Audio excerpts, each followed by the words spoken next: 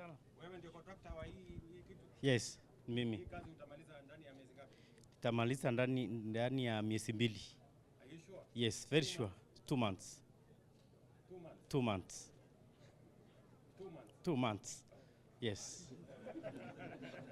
Habari bwana mkubwa. Nzuri sana. Wewe ndio contractor wa hii kitu? Yes, mimi. Hii kazi utamaliza ndani ya miezi ngapi? Tamaliza ndani ya miezi 2. Are you sure? Yes, very sure. 2 months. 2 months. 2 months. 2 months. 2 months. Yes. The reason why we are also asking for that dredger, you can see how this river meanders.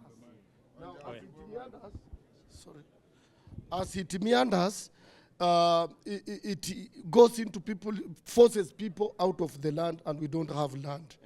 And again, when it reaches the dike, it breaks the dike.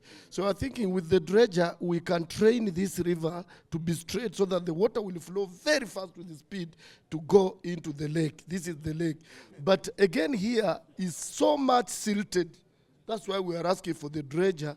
Once we desilt, then the water will be able to flow into the lake. And then we have several streams here that needs to be also dredged. And Waziri, can we get the dredger? Find the dredger from wherever. Yeah. 2 or 3, even if we have to buy one for national water, we buy. So that ikuje ifanye hiyo kazi. Okay. So.